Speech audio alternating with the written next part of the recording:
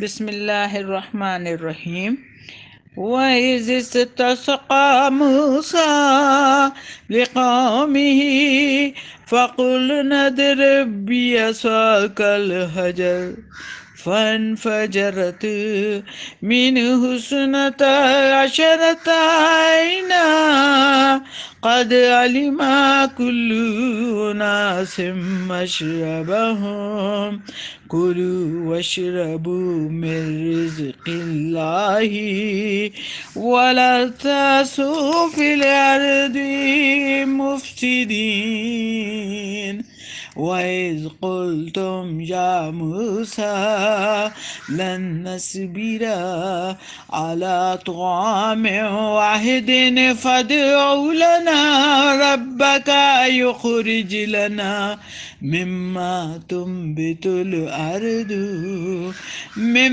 بقلها وقثائها وفومها وعدسها وبصلها قال أتستبدلون الذي هو أدنى بالذي هو خير اهبطوا مصرا فإن لكم ما سألتم وضربت عليهم الذلة والمسكنة وباءوا بغضب من الله ذلك بأنهم كانوا يكفرون بآيات الله ويقتلون النبيين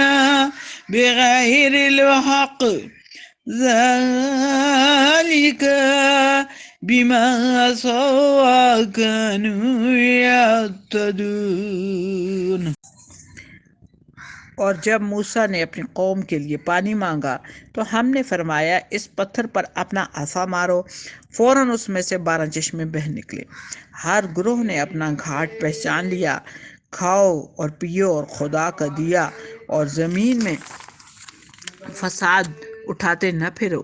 اور جب تم نے کہا اے موسیٰ ہم سے تو ایک کھانے پر ہرگز صبر نہ ہوگا، تو آپ اپنے رب سے دعا کیجئے کہ زمین کی اگائی ہوئی چیزیں ہمارے لیے نکالے، کچھ ساگ اور ککڑی اور گھیو اور مسور اور پیاز۔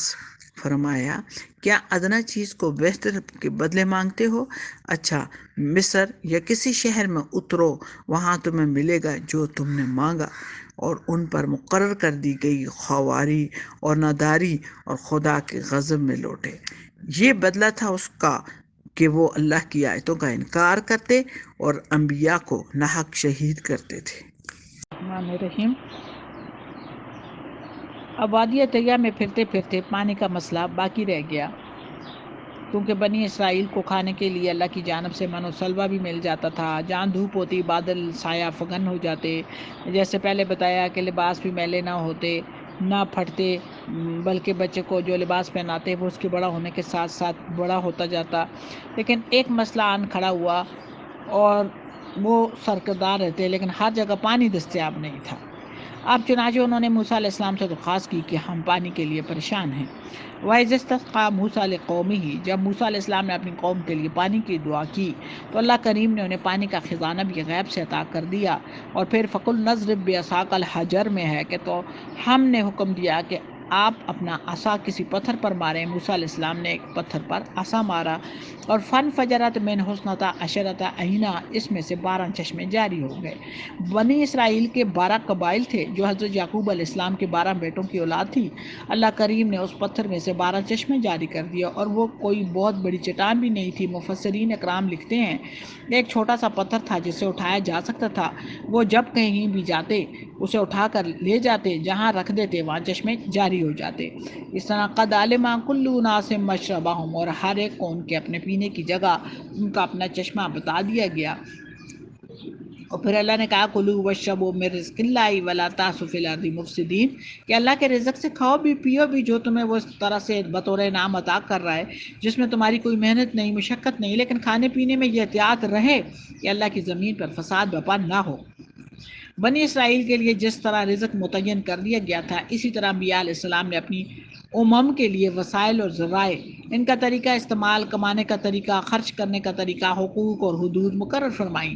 آقا انعامدار صلی اللہ علیہ وآلہ وسلم نے بھی اس آخری دین میں جو ہمیشہ کے لیے، ساری انسانیت کے لیے ہمیشہ کے لیے قوانین مقرر فرما دیے، جائز طریقے سے کمایا جائے، اسے خرچ کیسے کیا جائے، اپنی ذات کے لیے کتنا خرچ کریں گے، کمزوروں، مساکین، محتاجوں کے لیے اس میں سے کتنا خرچ کریں گے، اور اس کا کیا انتظام ہوگا، اور جب ہم قبر میں جائیں گے اور اللہ کے پاس پھر یہ سوالات ضرور ہوں گے۔ فی الارض مفسدین، اگر تم کھانے پینے میں ہیرا پھیری کرو گے، یعنی دوسروں کا حصہ چھیننا چاہو گے، اپنے لیے زیادہ لینا چاہو گے، اپنے لیے جمع کر کے انبار لگانا چاہو گے، حدود سے بڑھو گے تو فساد پیدا ہوگا۔ معاملات میں بھی جب حدود سے تجاوز ہوتا ہے تو وہ تجاوز وہ انسانی میں پھیلتا چلا جاتا ہے اور زمین پر فساد برپا کر دیتا ہے۔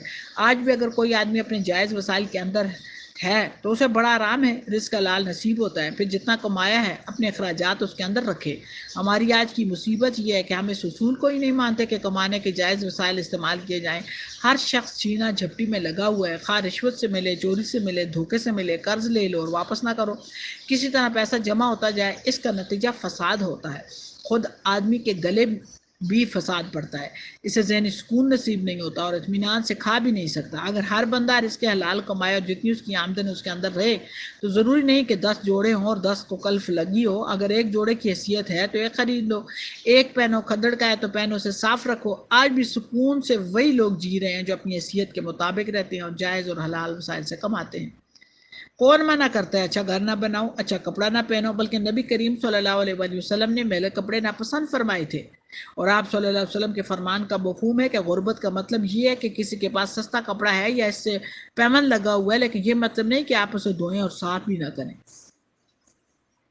آج بھی دنیا میں اگر ہم دیکھیں تو اپنی سطح پر ہر شخص اس کوشش میں لگا ہوا ہے کہ میرا حق بنتا ہے یا نہیں، جو میرے قابو آتا ہے وہ لے لوں، جتنی میری حیثیت ہے اتنا نظر نہ آؤں، بلکہ میرا رہن سہن اس سے کہیں دگنا نظر آئے۔ جب آدمی اپنی حیثیت سے بڑھتا ہے تو پھر جائز وسائل تو پورے نہیں ہوتے، لا محالہ وہ چھینا جھپٹی پہ آ جاتا ہے۔ اس طرح خاندانوں میں، قوموں میں، ملکوں میں اور اب تو بین الاقوامی سطح پر بھی ایک مقابلہ شروع ہو گیا ہے، جس میں طاقت ہے اس نے دوسروں کا ملک دبا لیا ہے، کروڑوں آدمی قتل ہو گئے، بے موت مارے گئے، مارنے والا نہیں جانتا کہ میں کس کو مار رہا ہوں، اور مرنے والا نہیں جانتا مجھے کس نے مار دیا۔ جنگ عظیم میں کسی صحافی نے ایک کمانڈر سے پوچھا تھا کہ مجھے یہاں کی کوئی خاص بات بتاؤ۔ غالباً برما کا محاصرہ، چونکہ بمباری ہو رہی تھی، توپیں گولے گر رہی تھیں، جنگ عظیم جاری تھی، اس نے مختصر سا جملہ کہا کہ یہاں ہر بندہ دوسرے بندے کو قتل کرنے کے لیے موجود ہے اور اس سے زیادہ میں کچھ نہیں جانتا، سب ایک دوسرے کو مار رہے ہیں، بس یہی یہاں کی خبر ہے۔ یہ سب کیوں ہوتا ہے؟ یہ سب اس لیے ہو رہا ہے کہ ہر آدمی ذاتی طور پر، قبائل کے طور پر، قوموں کے طور پر، ملکوں کے طور پر دوسروں کے وسائل چھیننا چاہتے ہیں۔ سب بنی اسرائیل کے لیے پانی کے الگ الگ چشمے بن گئے، لیکن وہ اپنا چشمے پر قناعت نہیں کرتے تھے، چاہتے تھے کہ ایک ڈول ادھر سے بھی لے لیں۔ فرمایا اگر تم اپنے حق پر قناعت نہیں کرو گے تو فساد پیدا ہوگا اور روئے زمین پر پھیلے گا، تمہاری دیکھا دیکھی دوسرے بھی یہ کریں گے اور آہستہ آہستہ یہ فساد روئے زمین پر۔ وَإِذْ قُلْتُمْ يَا مُوسَىٰ لَن نَّصْبِرَ عَلَىٰ طَعَامٍ وَاحِدٍ، موسیٰ علیہ السلام ایک طرح کا کھانا کھا کھا کر ہم تنگ آ گئے ہیں۔ یہ بنی اسرائیل کہنے لگے اب اس پر مزید صبر نہیں کر سکتے، یعنی ناشکری کی حد دیکھیے اور اللہ کا کرم دیکھیے کہ نافرمانی کی وجہ سے تم وادی طیہ میں بھٹک رہے ہو، لیکن وہ کریم ہے۔ اللہ کے نبی پاک صلی اللہ علیہ وسلم دعا کی تو اللہ تعالیٰ نے تم پر بادل کو سایہ فگن کر دیا، تمہارے لیے پکے پکائے کھانے بھی آ گئے اور تمہارے لباس کا اہتمام بھی کر دیا۔ پانی کی قلت تھی، وہ ایسا قادر ہے کہ اس نے ایک پتھر سے 12 چشمے بھی جاری کر دیا، اب تمہیں کیا تکلیف ہے؟ کہنے لگے روزانہ ایک طرح کا کھانا کھا کھا کر تنگ آ گئے، جی کوئی بات ہے کہ صبح شام ہم گوشت اور حلوہ کھائیں؟ پھر کہنے لگے کہ فَادْعُوا لَنَا رَبَّکَ، ہمارے لیے ہمارے رب سے دعا کیجئے۔ اس جملے پہ ذرا غور فرمائیے کہ تمہیں اللہ نے پیدا کیا، تمہیں رزق دے رہا ہے، تمہیں فرعون کے مظالم سے چھڑایا، تمہارے لیے سمندر کا جگر پھاڑ دیا اور تمہیں پار اتارا، تمہارے سامنے فرعون اور اس کی طاقت کو تباہ کر دیا، پھر تمہیں مفت میں شہر عطا کیے، لیکن تم نے نافرمانی کی اور غلط الفاظ بولے، سجدہ نہ کیا، اور اب نافرمانی کی وجہ سے وادی طیہ میں بطور سزا بھٹک رہے ہو۔ اس حالت میں بھی تم پر اس نے رحم فرمایا، تم پر بادلوں کو پھر سایہ کیا، لباس کا اہتمام کیا، پانی کی قلت اور پانی کو پورا کیا. آپ کہہ رہے ہو بھلا یہ بھی کوئی بات ہے، روز ایک طرح کا کھانا کھاتے ہیں تو پھر کیا چاہیے؟ تو انہوں نے موسیٰ علیہ السلام سے اپنے رب سے کہیے. گویا اب بھی وہ اپنا رب نہیں مان رہے تھے. موسیٰ علیہ السلام اب اپنے رب سے کہیے. آپ کیسے بد نصیب تھے. موسیٰ علیہ السلام کا رب ہے تو تمہارا رب کون ہے؟ تمہیں یہ نعمتیں کون دے رہا ہے؟ نبی پاک صلی اللہ علیہ وآلہ وسلم نے جو ایمان دیا ہے نا، وہ یہ ہے کہ اللہ ہر شخص کا اللہ ہے، خالق ہر شے کا خالق ہے. اللہ کے ساتھ ہر فرد کا ذاتی تعلق ہے، اور کسی بھی شیخ کا اتباع نبوت میں یہ کمال ہوتا ہے کہ مرید کو براہ راست بارگاہ الہی کی حضور عطا کر دے. جس طرح نبی پاک صلی اللہ علیہ وآلہ وسلم نے ہر بندے کو اللہ کے روبرو کھڑا کر دیا تھا. پھر دوسرا درمیان میں آنے والا کون ہے؟ ہاں، اللہ نے کسی کے دل میں برکات نبوت صلی اللہ علیہ وسلم عطا کی ہیں تو اسے چاہیے کہ وہ دوسروں کے دلوں میں بھی انہیں ڈھیلے، لیکن یہ تب ہوگا جب وہ بھی اس کی تمنا کریں.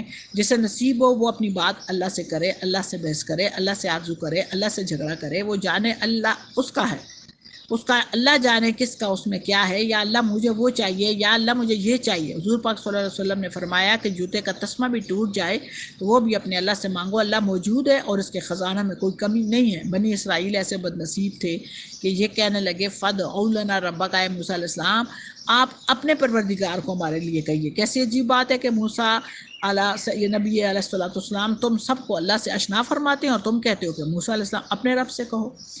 یخرج لنا مما تنبت الارض. ہمیں ایسی چیزیں دو جو زمین سے اگتی ہیں. قال تستبدلون الذین هو ادنی بالذی هو خیر. کیسے بدبخت ہو تم کہ بہتر کو چھوڑنا چاہتے ہو اللہ کے حضور سے تمہیں بنا بنایا پکا پکایا حلال مل رہا ہے اور آرام کا بھی شبہ نہیں، تو اب تم ایسی چیزیں مانگ رہے ہو جس میں محنت کرنی پڑے گی.